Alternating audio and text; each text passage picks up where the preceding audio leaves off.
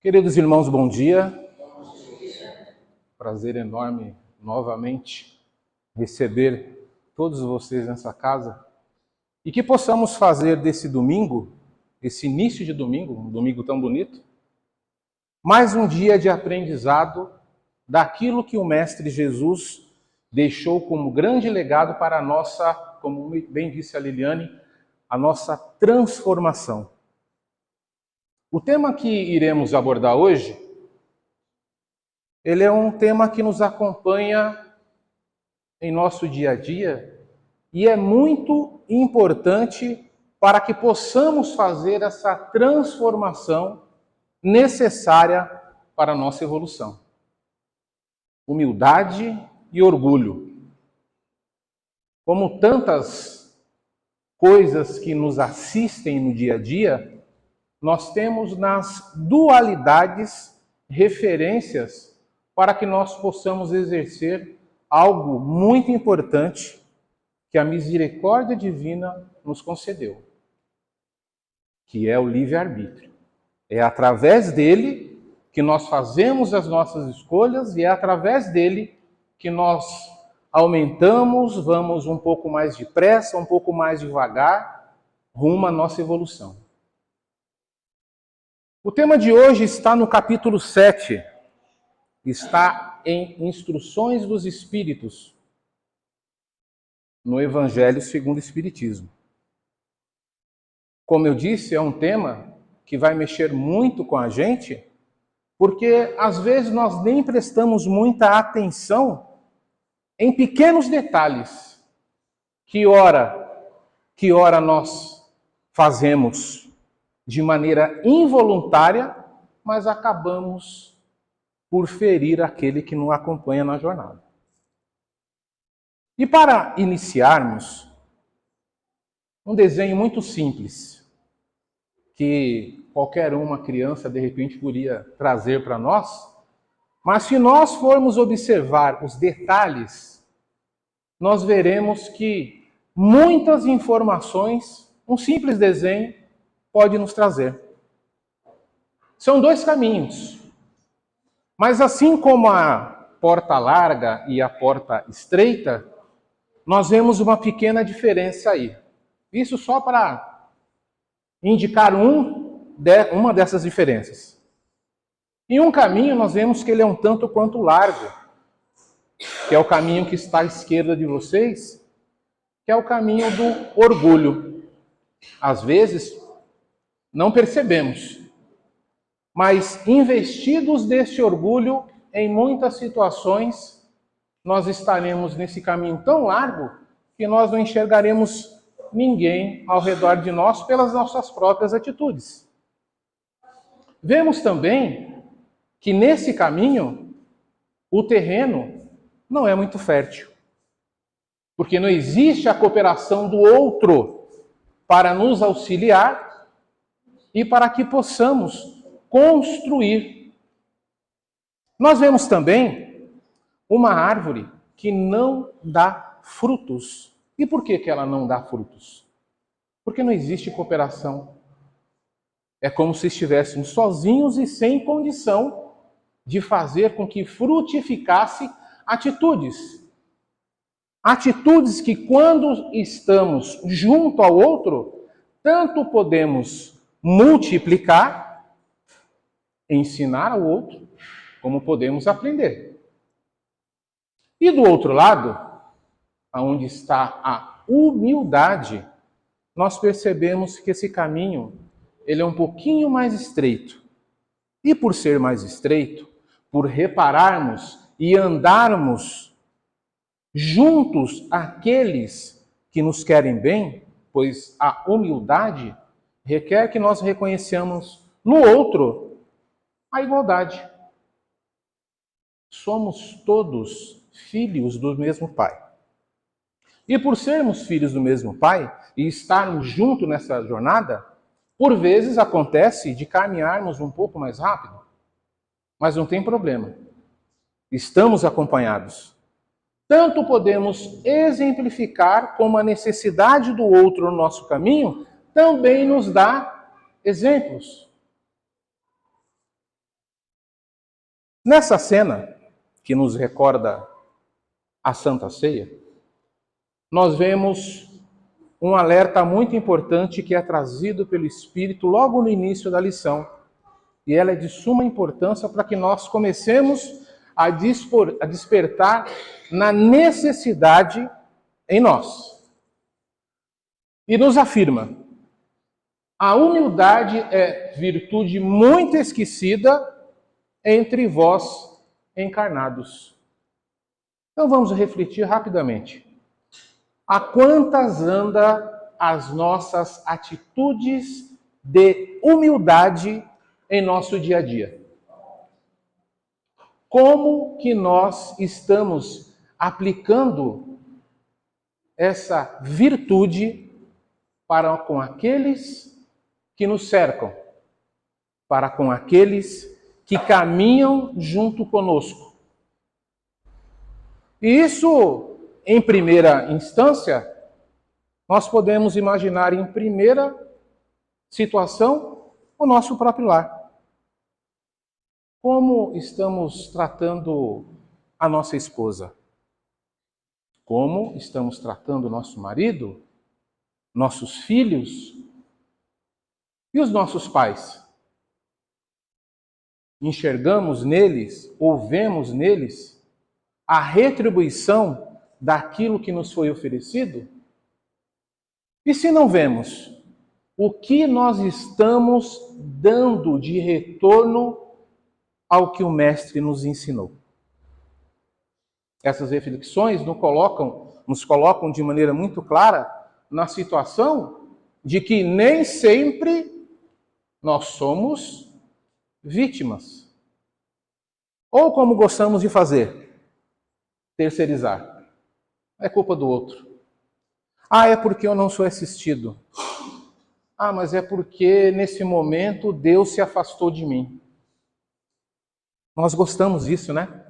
Terceirizar, colocar para o outro a responsabilidade que é nossa. E esse alerta feito nesse trecho da instrução dos Espíritos, ela foi feita pelo Espírito Lacordaire. Lacordaire, ele era ateu. E até passar por uma determinada situação muito grave, em que ele não acreditava em nada, me desculpe. O despertar foi essa ação grave que fez com que ele não só refletisse, mas percebesse a necessidade de algo superior para que ele acordasse e tomasse um caminho reto. Nessa outra cena, nós vemos uma das imagens, dentro de todos os conceitos que nós temos e exemplos que nós temos do Mestre, é uma das mais significativas pois momentos antes de tudo aquilo que nós já sabemos do ocorrido com o mestre, havia ali um questionamento de quem iria assumir a responsabilidade que no cumprimento das Escrituras, como o mestre já havia dito, em pouco tempo ele iria partir. E para demonstrar toda a sua humildade e fazer com que entendessem que todos somos iguais, todos somos filhos de Deus, todos somos iguais. Recordando os ensinos da doutrina espírita, onde nos coloca a nossa origem enquanto espíritos, todos fomos criados da mesma forma, simples e ignorantes, para durante esse trajeto nós evoluirmos. E nessa passagem, o mestre chama um dos seus discípulos e faz isso que era muito comum à época, pois os servos lavavam os pés dos seus senhores. E a atitude de imediato chamou muita atenção dos outros discípulos, porque eles não se achavam dignos de terem os seus pés lavados pelo mestre. Eu vou até aproveitar para colocar aqui para vocês esse texto que eu acho muito interessante, que está em João, capítulo 13, versículo 14, que diz o seguinte para nós: lavar os pés dos discípulos não somente revela o coração de servo do Cristo, como demonstra o seu desejo de se identificar com as pessoas de igual para igual, pois nenhum escravo é maior que o seu senhor. Aí eu trago uma outra cena também muito importante no que nós temos dos ensinamentos bíblicos.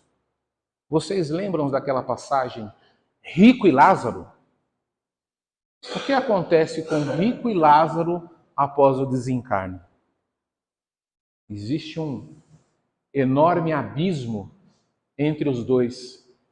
Só que, diferentemente da posição de senhor que o rico tinha encarnado e das atitudes que ele tinha, muito orgulhosas, quando ele chega do outro lado, ele vê bem distante, ao alto, Lázaro. Havia um abismo enorme entre eles. E ele ficou, a princípio, sem entender o porquê, mas estava muito ligado a justamente essas duas coisas. O orgulho, que imperava no interior do rico, e Lázaro, que mesmo sendo servo, continuou a seguir tudo aquilo que ele havia aprendido relativo a suportar todas as injúrias, maus tratos, e não retrucar na mesma moeda com seu senhor as atitudes. Essa era a grande distância que existia entre eles. Então nós temos aí, dentro dessas dualidades, essas situações que nos demonstram a importância da humildade que nós podemos aplicar no nosso dia a dia. Lugar? Não, não tem lugar. Hora? Não, não tem hora. É uma atitude natural que nós deveríamos sempre estar dispostos auxiliando aqueles que nos rodeiam. Essa cena, creio que vocês já viram. Quando essa foto foi vinculada, não tínhamos hoje o que nós temos de tecnologia para, de maneira tão rápida, circular. Mas essa foto ela foi muito elogiada. Nós vemos uma cena em que uma pessoa comovida, dá para reparar aí nos detalhezinhos, que se trata de uma praia. Imaginemos o calor que nós estamos tendo hoje, uma pessoa descalça naquela areia. Ao ver aquela pessoa descalça, esse senhor não pensou duas vezes. Retirou a sua própria sandália e deu para que essa moradora de rua pudesse colocar aos pés. O simbolismo dessa mensagem não está só no ato, né? A atitude em reconhecer a necessidade, o sofrimento, o desamparo. São tantas coisas que nós podemos ver nessa imagem, é uma imagem tão simples. E algo muito importante, nós vemos na atitude desse senhor a não preocupação em demonstrar, em aparecer, em vincular a sua atitude para que pudesse utilizar a seu favor. A preocupação dele foi para com o outro. É um exemplo que nós podemos seguir nas nossas atitudes do dia a dia. Eu não estou nem dizendo para repetirmos o mesmo ato, mas atitudes que muitas vezes nós deixamos de tomar. Nós estamos cercados hoje por uma infinidade tão grande de situações em que às vezes andar na rua, às vezes de carro, quando nós chegamos no farol, qual é a primeira coisa que nós fazemos? Dificilmente nós vamos saber se aquela pessoa que está ali, às vezes um pedinte, às vezes um vendedor, dificilmente nós vamos saber qual é a sua real necessidade. Mas muitas vezes, até pelo momento em que vivemos de tanta violência, às vezes é por receio, mas muitas vezes nós olhamos para a pessoa e já rotulamos. Olha o tamanho desse cidadão, poderia estar no cabo de uma enxada, poderia estar trabalhando. É muito normal nós fazermos isso. Mas como saber qual é a real necessidade do outro, sem muitas vezes ouvir? Sem saber qual a sua história. Tudo bem, a correria dia a dia, ainda mais aqui em São Paulo, né? Não dá tempo nem de conversar ali por um minuto. Às vezes no farol são 30 segundos. Mas que possamos rever as nossas atitudes, que às vezes... Concorrência desleal, hein? Às vezes, um minuto, um segundo, que de repente algumas moedas estão do lado ali, que nós possamos doar para essa pessoa, sem o interesse de adquirir o que ela está vendendo ou de saber qual sua história, só esse ato nós podemos estar mudando a vida dessa pessoa. É algo para se refletir. Ah, dá para fazer sempre? Nem sempre. Às vezes nós vemos que não tem condição de se fazer. A verdadeira humildade é demonstrar com atos espontâneos. Eu não sei se dá para agradecer, mas ainda bem que nós não estamos no ano de eleição, porque no ano de eleição nós vemos muito essa condição de vou aparecer. E é muito normal nós vermos algumas atitudes que de vez em quando dá para dar risada. Mas nós sabemos que a atitude ali e o interesse é outro. A atitude espontânea é o que nós não vemos de maneira nenhuma, né, em época de eleição. E é muito comum nós vemos aquela foto em que a mão esquerda está aqui em cima e a mão direita com alguma coisa aqui entregando. É muito normal.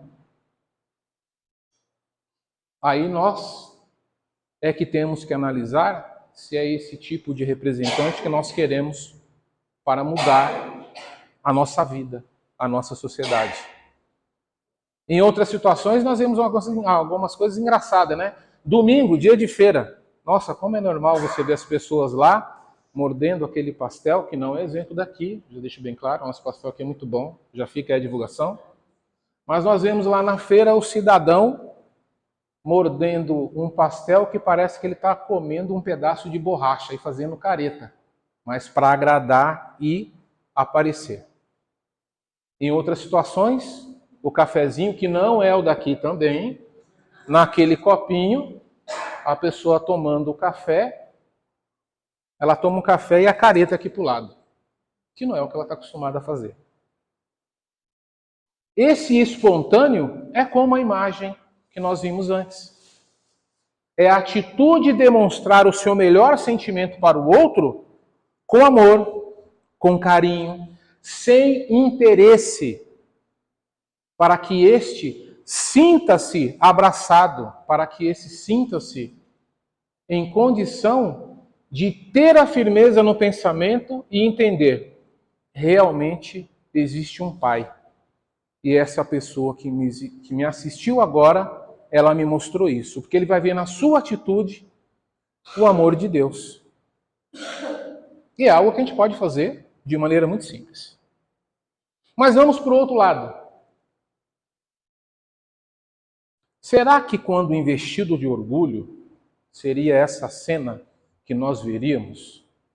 Aquele que está imbuído de tanto orgulho, ele não carrega um fardo muito pesado, mesmo porque ele se sinta, ele às vezes fica, como eu disse lá no comecinho, isolado. E esse orgulho pode, deve e vai sempre pesar muito na nossa jornada. O orgulho, em contraponto com a humildade, segrega, faz com que nós nos coloquemos em situação diferenciada para com o outro. Kardec nos traz isso. O orgulho vos induz a julgardes mais do que sois. Essa é a função do orgulho. Mas assim como todas as nossas atitudes, somos nós quem a escolhemos. Eu quero isso para mim? Eu quero ficar afastado? Eu quero estar longe dos meus? Não, eu sou melhor que o outro? Desagrega, né? E se fizermos o contrário? Eu quero estar junto aos meus, quero contribuir, quero auxiliar. Um grande exemplo é o que vocês veem aqui na nossa casa. Aqui estão todos de maneira voluntária, de alguma forma contribuindo para que isso que está acontecendo agora aconteça.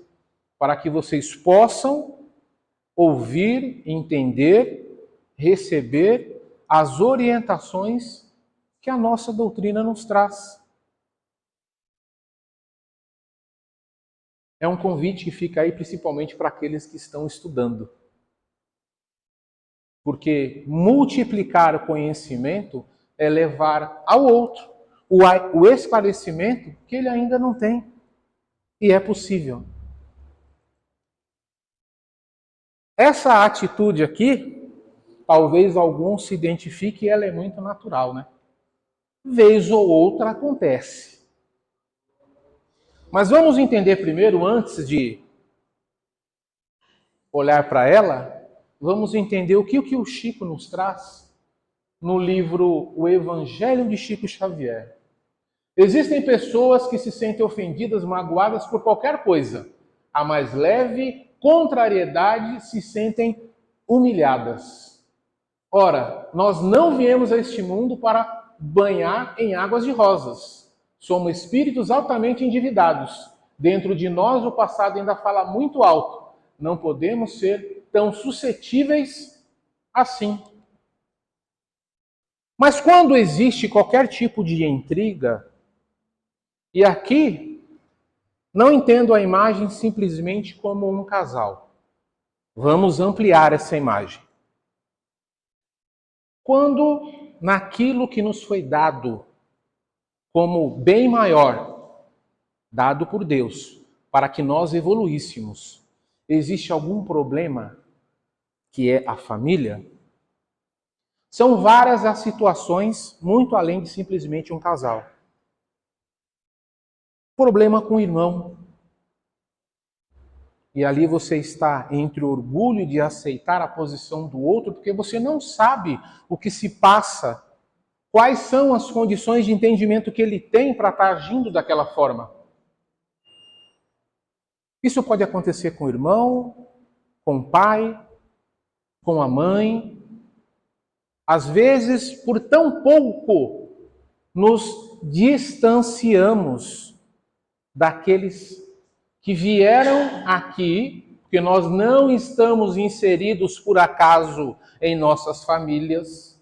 Acreditem, isso nos é muito bem esclarecido na doutrina espírita. Nós estamos aonde deveríamos estar, nós estamos com quem deveríamos estar. Ah, mas eu não gosto. Paciência, vai ter que aprender. Esse é o objetivo.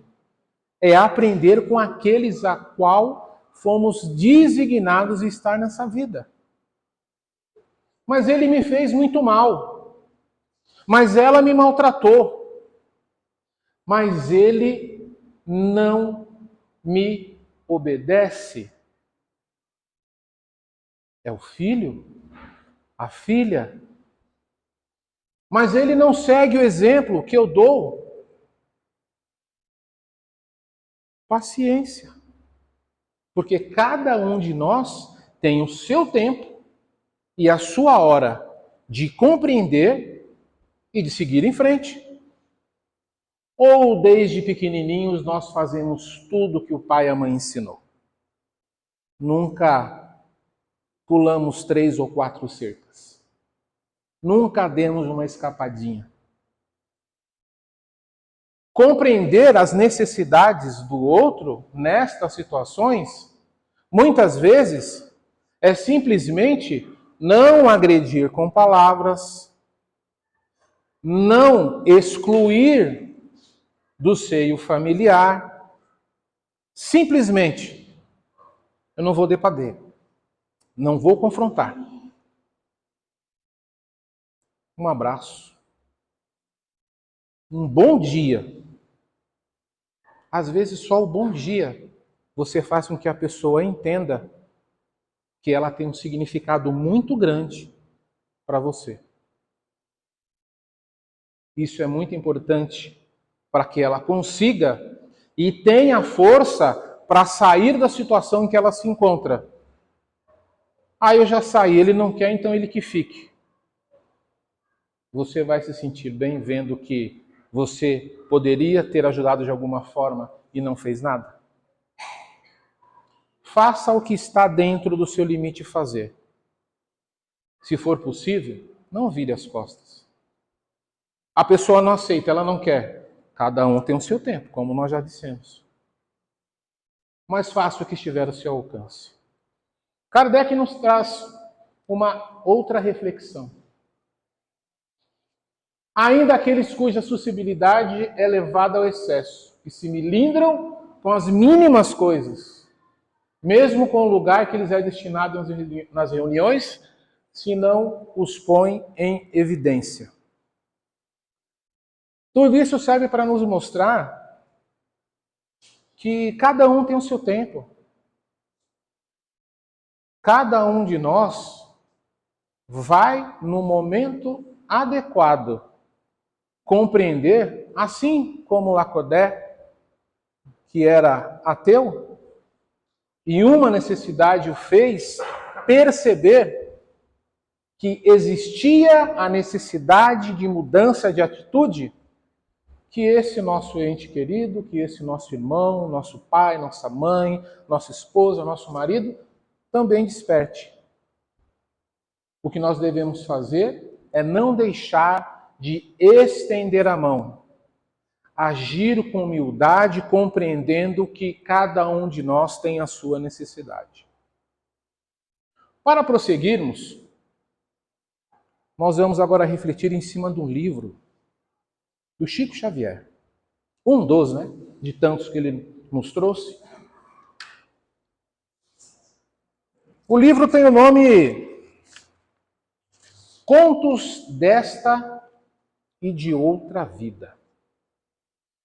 Nesse livro, Chico ele traz uma passagem muito interessante de 3 personagens que foram até Jesus, pois eles queriam fazer parte dos discípulos do Mestre.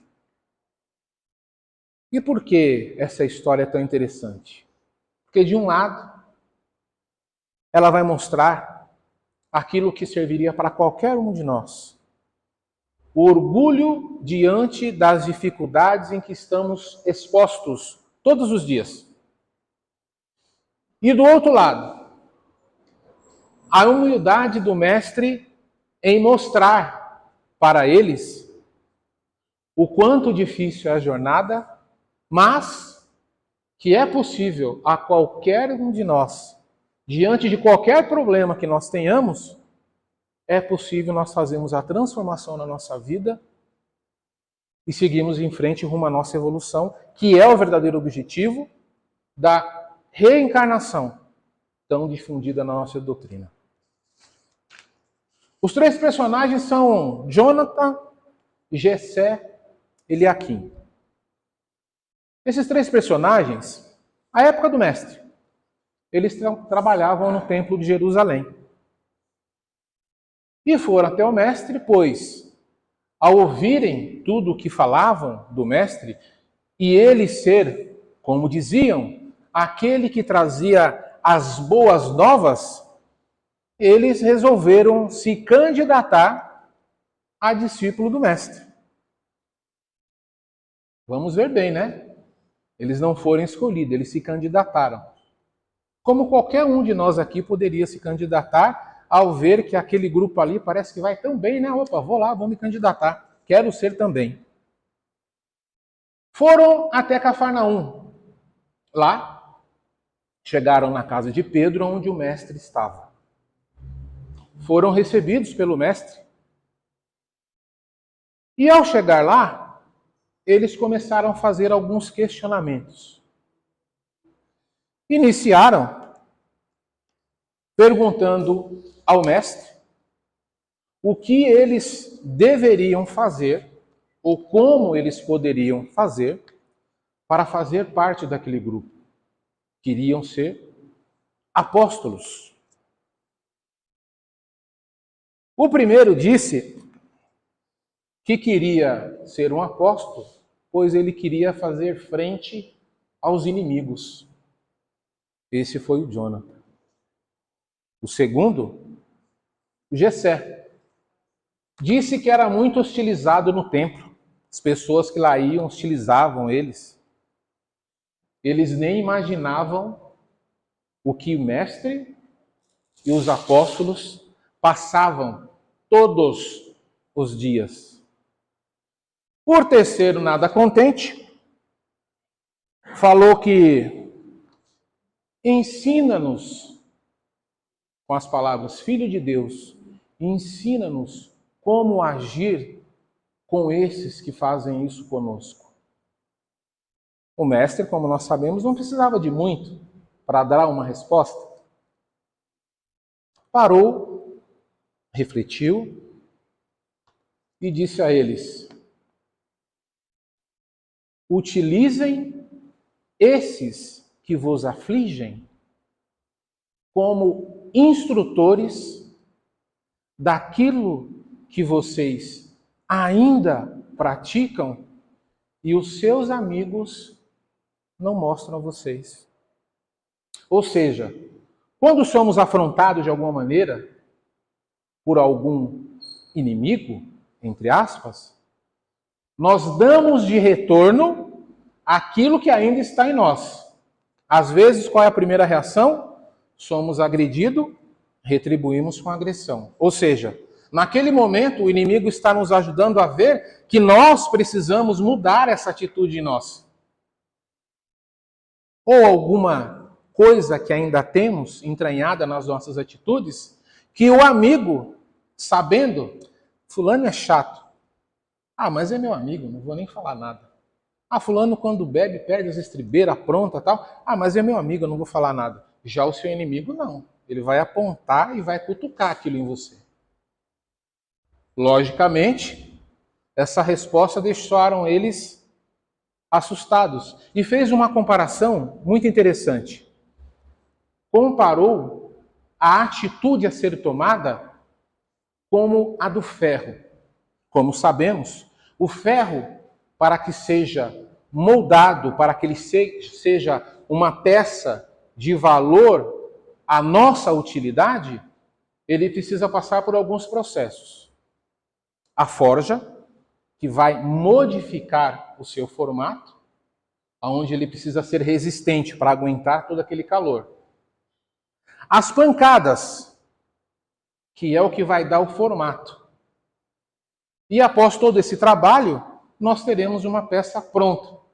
Ou seja, Nós vemos aí a resistência para ser melhor, para melhorar, aí colocamos para nós, para que eu me transforme, eu preciso passar por situações aonde conseguirei, com resignação e humildade, mudar. O mestre faz essa comparação da atitude que eles deveriam tomar com o ferro. E lembremos ainda de uma outra transformação muito importante que nós temos nos ensinos evangélicos. Paulo de Tarso. Quem era Saulo de Tarso? Doutor da lei, orgulhoso. E foi necessário uma transformação, aquela em que nós lemos na entrada de Damasco, com a presença do mestre à sua frente, para que ele tornasse Paulo de Tarso através da sua transformação, vendo que aquilo que ele fazia, a postura que ele tinha, deveria mudar. Todas essas situações fizeram os três ficarem abismados diante daquilo que eles teriam que fazer. Será que nós estamos preparados para essa transformação também? Mas não pararam por aí. Veio uma segunda questão. Senhor, e se formos injuriados, o que nós fazemos? O que faremos se forem injuriados? Estando com o mestre. E o mestre diz: muita gente insulta porque ainda é vítima da sua própria perturbação e enfermidade. Nós conseguimos enxergar isso, às vezes, quando nós estamos sendo insultados por alguém, que a necessidade, ou o necessitado, no caso, é o outro, porque ainda ele não traz em si a paz, entendendo que nós somos iguais? Outra questão. E se baterem, nos esmurrarem? O que devemos fazer? O mestre olha. Ainda fazemos, né? Às vezes ainda a gente está no contexto antigo do evangelho, né? Olho por olho, dente por dente. Ainda assim, o mestre diz: a paz deve ser nosso asilo. Ou seja, quando nós retribuímos com as mesmas atitudes aquilo que nos fazem, nós nos colocamos na mesma ou em situação pior que o outro. Nós trazemos o que há de pior no outro para nós e replicamos. Deixamos de ser humildes, entendendo que o necessitado é ele, é o outro. Mas não parou por aí. Eles queriam, de qualquer maneira, fazer parte daquele grupo, só não estavam conseguindo aceitar aquilo que era necessário. Aí vem uma coisa que é bastante complicada nos dias de hoje. Eles perguntam o que deveriam fazer quando fossem alvo de maledicência, injúria, calúnia. O mestre prontamente responde. Quando for vítima de maledicência, guarda para ti o infortúnio. Quando for vítima de calúnia, traz aquele que faz a calúnia, ele ainda traz no coração uma grande quantidade de fel. Por isso nós não devemos replicar. Ele é um necessitado. E se for o caso da perversidade, nós temos que entender que o perverso, ele está preso na própria armadilha, porque aquilo que ele pratica terá um dia o retorno. todas essas situações em que o mestre foi interpelado, ele respondeu. Logicamente, os três ficaram sem saber o que fazer. Aí, de repente, aparece alguém: mestre, tem uma criança necessitando do seu auxílio. Aí o mestre pede: aguarde um minuto, eu já volto. O mestre foi lá, atendeu a criança. O mestre volta. Cadê os candidatos a seguir o mestre? Diante de tudo aquilo que o mestre ensinou, multiplicou, o que seria o correto a se fazer, eles desistiram. Mas a reflexão fica para nós agora.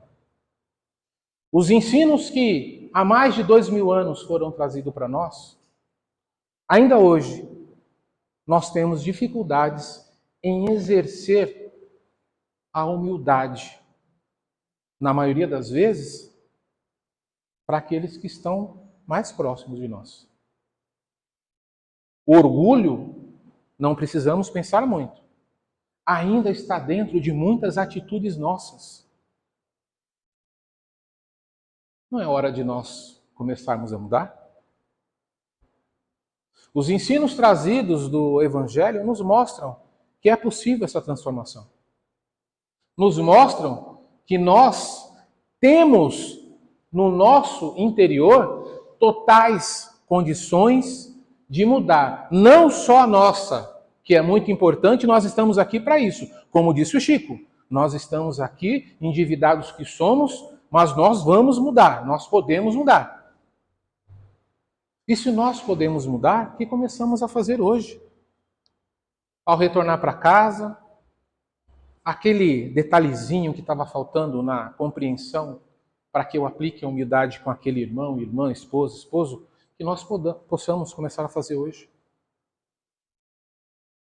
Ah, mas como conseguir isso?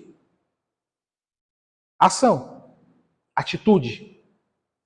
Ah, mas quem vai me ajudar? Nós podemos nos ajudar.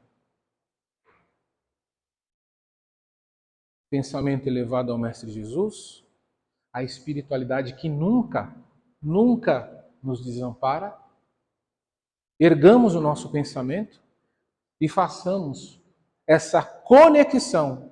Porque se nós não fizermos, porque se nós não buscarmos, se nós não pedirmos, nós não teremos. O Mestre não nos ensinou que basta que nós peçamos esse auxílio? Façamos isso.